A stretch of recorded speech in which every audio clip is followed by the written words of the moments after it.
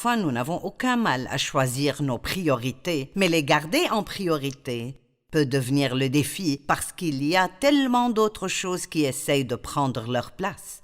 Vous savez, il y a un verset dans 1 Pierre, je pense que c'est dans 5, il dit « Soyez sobres, restez vigilants, votre adversaire, le diable, rôde comme un lion, rugissant, cherchant qui dévorer. » Et il dit « Nous devons lui résister fermement. » Je pense que c'est intéressant qu'ils disent que si nous restons sobres et vigilants, nous pouvons garder l'ennemi hors de nos vies, et si nous ne sommes pas vigilants, nous pouvons le laisser entrer. Et l'équilibre a vraiment beaucoup à voir avec les priorités. C'est comme savoir ce qui est le plus important, ce qui vient après et ce qui vient après, et garder les choses telles qu'elles devraient être. Et c'est notre responsabilité. Tant de gens aujourd'hui se plaignent de leur emploi du temps. Ils se plaignent de ne pas avoir le temps et de ce que tout le monde attend d'eux. Et je me surprends à le faire aussi parfois, mais le Seigneur m'a rappelé que c'est mon emploi du temps et je suis la seule à pouvoir le changer. Et donc, nous devons devenir responsables des choses dans notre vie qui ne semblent pas bien fonctionner et parfois nous ne pouvons rien y faire. Parfois c'est juste une attaque de l'ennemi, mais parfois nous laissons nos vies se détraquer et nous ouvrons une porte à l'ennemi. Je vais vous donner un exemple. La Bible parle de la façon dont nous ouvrons la porte à l'ennemi en nous accrochant au refus de pardonner, que le soleil ne se couche pas sur votre colère et ne laissez aucune place au diable. Aucune. Et donc, c'est à nous de faire en sorte de ne pas nous coucher en colère. Mais je me demande combien, même d'entre ceux qui regardent, vous êtes merveilleux et vous faites presque tout comme il faut. Mais combien d'entre vous se sont couchés la nuit dernière en colère contre quelqu'un? Peut-être même la personne avec qui vous dormiez. Espérons que ce soit la personne avec qui vous êtes marié. Et nous devons réaliser que nous ne pouvons pas tout réparer par la prière. Nous prions que Dieu nous donne la force de faire ce que nous devons faire. Parlons donc aujourd'hui et demain dans ce programme à propos des priorités. Mettre les premières choses en premier. Eh bien, le Christ est le centre de toutes choses. Il est la première et la plus importante chose dans nos vies. Colossiens 1, 17 et 18 dans la Bible, classique amplifié, et nous avons besoin de le lire lentement car il est tellement puissant. Il existe par lui-même avant toute chose. Donc avant qu'il y ait quoi que ce soit, un monde, un univers, quoi que ce soit, il y avait Dieu. Et en lui, tout subsiste, est maintenu et rendu cohérent. J'aime ça. C'est comme si Dieu était la colle, pour ainsi dire, qui nous garde et nous maintient, qui garde et maintient nos vies, qui garde et maintient l'univers. Quand on y pense, juste la Terre sur son axe, et comment elle tourne, si elle ne tournait pas exactement, parfaitement, je suppose qu'elle tomberait et on ne sait pas ce qui se passerait. Qui garde le soleil, la lune et les étoiles dans le ciel? Qui fait que toutes ces choses dans l'univers fonctionnent? Écoutez, que vous le sachiez ou non, vous dépendez de Dieu. Dieu donne de la nourriture aux animaux. Il donne assez de soleil, assez de pluie. Dieu est si bon et il est impliqué dans toutes choses et il est temps que nous lui en attribuions le mérite. Il est la tête du corps qui est l'Église. Il parle de l'Église, pas seulement du bâtiment où vous allez, mais de l'Église, tous les croyants comme son corps. Il est la tête du corps qu'est l'Église. Il est le commencement, le premier-né d'entre les morts. Jésus était le premier à revenir d'entre les morts. Afin d'être en tout, maintenant écoutez, afin d'être en tout le premier, en toute chose, il occupe la première place, il est prééminent. Eh bien, Dieu doit être la chose principale dans notre vie. Laissez-moi vous demander, qu'est-ce qui est le premier dans votre vie? Est-ce que gagner de l'argent est la première chose? Essayez-vous d'acheter plus de choses alors que vous en avez déjà beaucoup? Passez-vous trop de temps au travail? Peu de temps avec Dieu, peu de temps avec votre famille? Si c'est le cas, ça finira par vous coûter et il y aura des conséquences. Nous devons penser aux conséquences. Nous récoltons ce que nous semons. La Bible nous dit de ne pas accumuler de trésors sur terre où ils peuvent être détruits à tout moment. Matthieu 6, 19, ne vous amassez pas des trésors sur la terre où les mythes et la rouille détruisent et où les voleurs percent les murs pour voler. La Bible dit dans l'Apocalypse que Babylone tombera en 1 heure. Et les marchands de la terre et ceux qui aiment le commerce commenceront à pleurer. Eh bien, Babylone était en fait une ville, mais c'est aussi... Elle représente en fait la richesse et la prospérité, les affaires et tout le commerce qui se fait dans le monde. Et je ne dis pas que nous n'avons pas besoin d'argent. Nous en avons besoin, et je ne dis pas que nous ne devrions pas économiser de l'argent. Nous devons économiser de l'argent pour les urgences et économiser pour la retraite. Mais n'adorez pas l'argent et ne rendez pas l'argent plus important que ce qu'il est. Souvent, les gens disent que l'argent est la racine de tout mal, mais ce n'est pas ce que dit la Bible. Elle dit l'amour de l'argent est à la racine de tous les maux. Et nous devons tous toujours nous souvenir et nous rappeler que nous sommes venus au monde sans rien et nous partirons de là sans rien. C'est un sujet de réflexion très important. Nous avons tous tellement de choses. Combien de choses avez-vous dans votre maison dont vous n'avez pas besoin, que vous n'utilisez jamais, mais vous pourriez même sortir et en acheter d'autres? Gardez les premières choses en premier. Ne faites pas de l'argent la chose la plus importante de votre vie.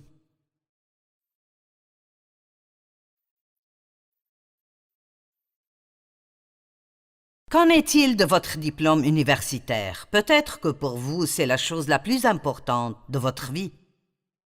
Eh bien, permettez-moi de dire que je suis pour l'éducation. Vous devriez en obtenir autant que vous en avez besoin. Il y a certaines choses que nous ne pouvons pas faire sans l'éducation. Je ne voudrais certainement pas aller voir un médecin qui n'a jamais été à l'école pour avoir des années de formation sur ce qui est requis pour être médecin. Donc, même aujourd'hui, dans beaucoup d'endroits, vous savez, quand je grandissais, vous n'aviez pas autant besoin d'un diplôme universitaire qu'aujourd'hui. Beaucoup de gens à l'époque étaient prêts à vous former et ils aimaient même parfois mieux cela que d'avoir quelqu'un qui pensait déjà tout savoir. Mais aujourd'hui, ce n'est pas impossible, mais beaucoup d'endroits accordent beaucoup de valeur au diplôme universitaire, donc je ne dis pas que ce n'est pas important, mais certaines personnes se croient si intelligentes qu'elles ne peuvent plus croire comme un petit enfant. Jésus a dit que pour entrer dans le royaume des cieux, nous devons devenir comme un petit enfant. Et je pense que c'est si important. Êtes-vous enfant dans votre cœur? Nous ne voulons pas nous comporter comme des bébés, mais c'est tellement vrai. Je pense que plus les gens savent, parfois, pas tout le temps, mais parfois, moins ils sont capables de croire. Parce que si vous laissez votre tête se remplir plus que votre cœur, alors vous voudrez tout comprendre. Et je vous le dis, vous n'êtes pas et vous ne devriez pas tout comprendre à propos de Dieu. Qui peut comprendre la Trinité? J'ai lu l'autre jour qu'un homme essayant de comprendre la Trinité serait comme un ver essayant de comprendre un homme. Il n'y a aucun moyen de dire « nous avons un Dieu, mais il se présente en 3 personnes ». Vous ne pouvez jamais faire 3 équivaut à 1. Je ne comprends pas cela avec ma tête, mais je le comprends avec mon cœur. Je le crois avec une foi d'enfant.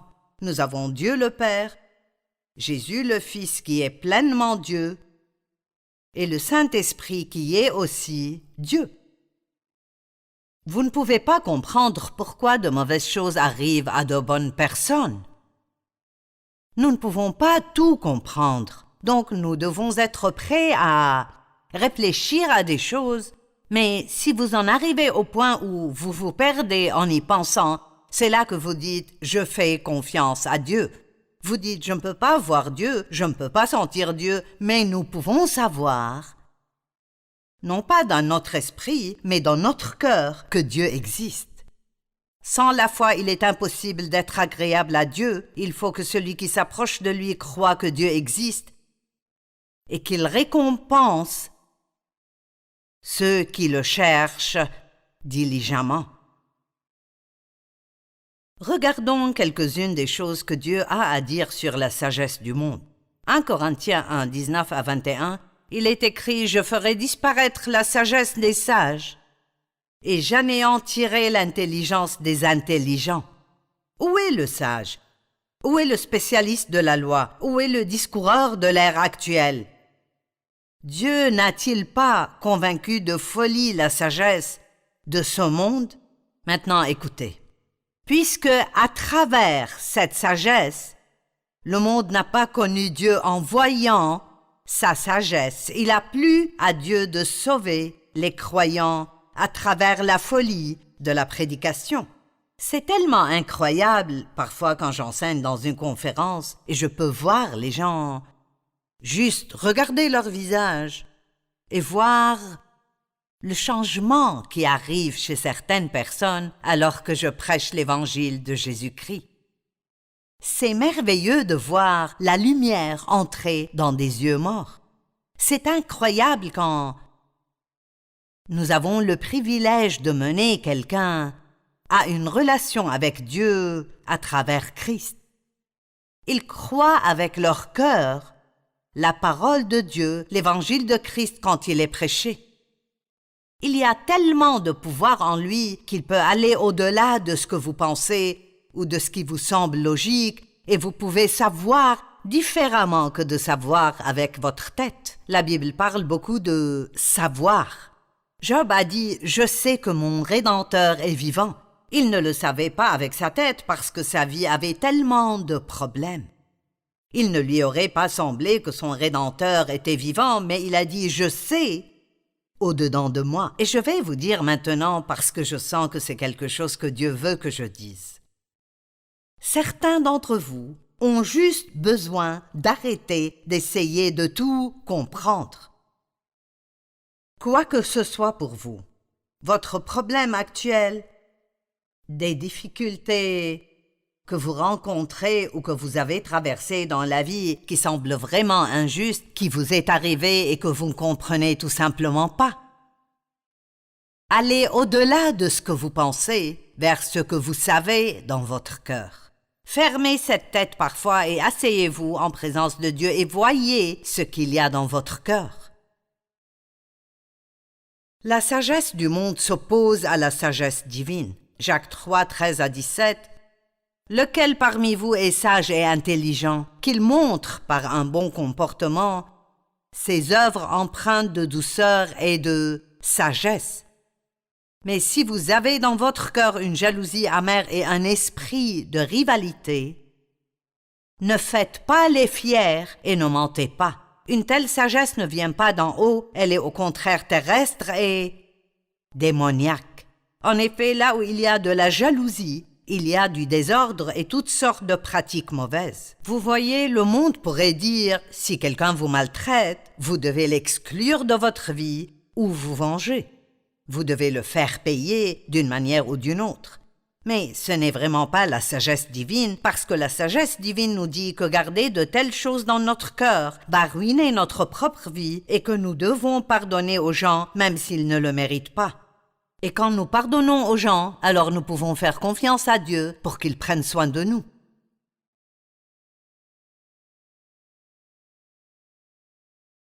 La sagesse d'en haut, j'aime ceci, est tout d'abord pure, ensuite porteuse de paix, douce, conciliante. Oh, c'est une bonne chose, car nous avons très peu de personnes conciliantes dans le monde aujourd'hui. La plupart des gens ne veulent absolument pas qu'on leur dise quoi faire. Pleine de compassion et de bons fruits, elle est sans parti pris. La vraie sagesse, c'est que Dieu a créé tout le monde de manière égale. Nous avons tous la même valeur pour Dieu et nous devons nous honorer les uns les autres de la même manière. Aucune personne n'est meilleure que l'autre aux yeux de Dieu. La connaissance, trop de connaissances de tête, peut gonfler quelqu'un dans sa pensée et cela signifie l'orgueil. Maintenant, là aussi, je ne suis pas contre l'éducation. Obtenez tous les diplômes que vous voulez, mais assurez-vous de toujours vous rappeler que les voies de Dieu sont supérieures aux voies du monde, et peut-être même que certaines des façons dont vous faites les choses, si elles ne sont pas d'accord avec la parole de Dieu, alors vous devez aller à la parole de Dieu, pas à ce que vous avez appris.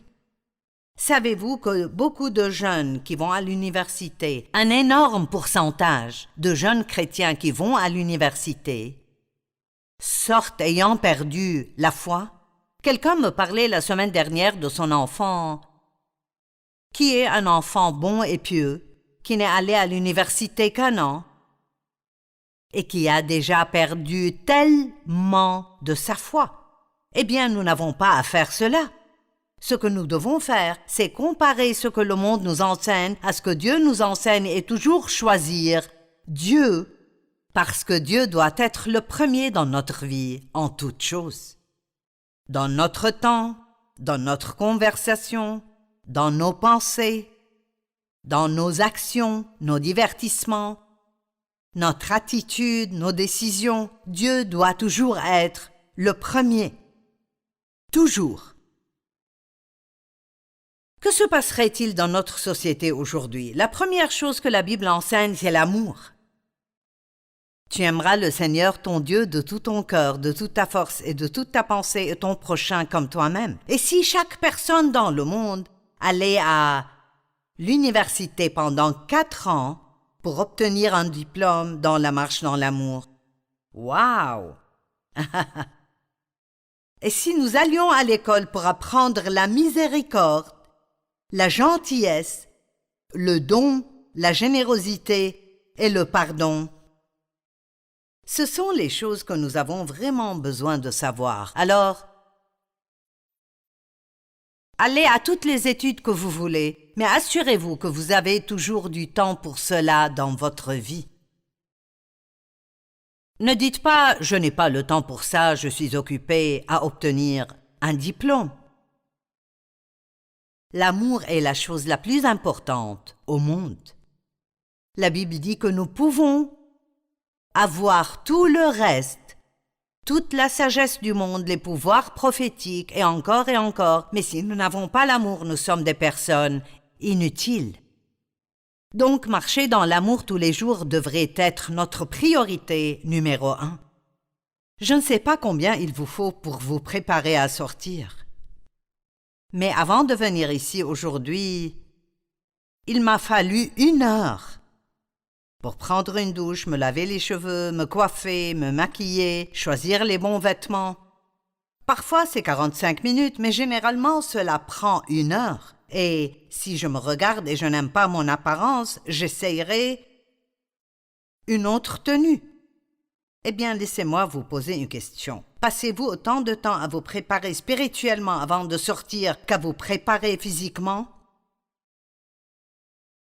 J'ai passé 2 heures avec Dieu avant de passer 7 heures à me préparer jusqu'à sentir que je suis assez présentable. Vous pourriez dire « je n'ai pas ce genre de temps le matin, j'ai une maison pleine d'enfants ». Eh bien, Dieu n'attend pas de vous quelque chose que vous ne pouvez pas lui donner.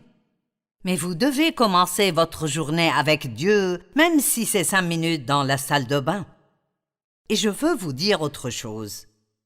Et je veux que vous vous en souveniez.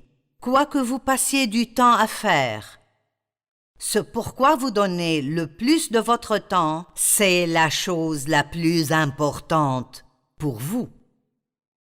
Je répète, quoi que soit ce pourquoi vous donnez votre temps,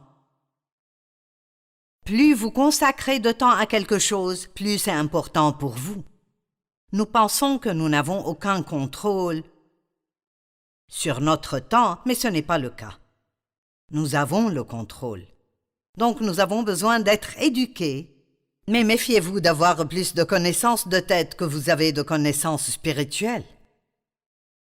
N'échouez pas dans la vie chrétienne. Certaines personnes échouent dans leur vie chrétienne parce qu'elles ne s'éduquent pas sur la vie chrétienne. Être chrétien, c'est bien plus que simplement aller à l'église. Je peux m'asseoir dans mon garage et ça ne fera jamais de moi une voiture. Et vous pouvez vous asseoir dans une église 3 fois par semaine, chaque semaine de votre vie, et cela ne fera jamais de vous un chrétien. Être chrétien, c'est recevoir Jésus-Christ comme votre Seigneur et Sauveur, votre seule aide et votre seul espoir, et vous appuyer entièrement sur lui pour le pardon des péchés et pour le salut, et avoir, à travers Christ, une relation profonde, personnelle et intime avec Dieu, où il est invité et accueilli dans chaque domaine de votre vie. Écoutez-moi, maintenant si vous n'avez pas cela, vous pouvez nous appeler et nos opérateurs seront heureux de vous expliquer ce que signifie naître de nouveau et ils vous conduiront à travers la prière dans une relation avec Dieu à travers Christ. Appelez-nous si vous n'avez pas cela et vous en avez besoin. Essayez-vous de gravir les échelons du succès? Faites attention car certains passent toute leur vie à essayer de gravir les échelons du succès pour découvrir ensuite qu'ils sont montés sur le mauvais bâtiment. Il n'y a rien qui me rende plus triste que de voir une personne qui a près de 80 ans et tout ce à quoi elle peut penser, c'est toutes les choses qu'elle regrette, des choses qu'elle regrette d'avoir faites, des choses qu'elle regrette de ne pas avoir faites. Sur votre lit de mort, vous ne demanderez pas à voir le solde de votre chéquier. Ce ne sera pas ce que vous voudrez. Vous voudrez votre famille, vos amis, autour de vous. Vous voudrez avoir le confort de Dieu dans votre vie, sachant que même lorsque vous quittez cette terre, vous irez à un endroit meilleur pour vivre avec Dieu. Est-ce que votre petit ami, votre époux, est-il plus important pour vous que Dieu? Le choisissez-vous plutôt que Dieu? Les personnes qui sont importantes pour nous doivent avoir une place importante dans notre vie. Mais les gens vous décevront et vous laisseront tomber. Mais la Bible dit que si nous allons avec Dieu, nous ne serons jamais déçus. Et vos enfants, sont-ils la chose numéro 1 dans votre vie? Vous savez quoi? Ils grandiront et partiront. Cela ne signifie pas que vous ne pouvez pas avoir une bonne relation avec eux. Mais ma fille, par exemple, a 4 enfants, tous adultes, et le dernier vient de quitter la maison.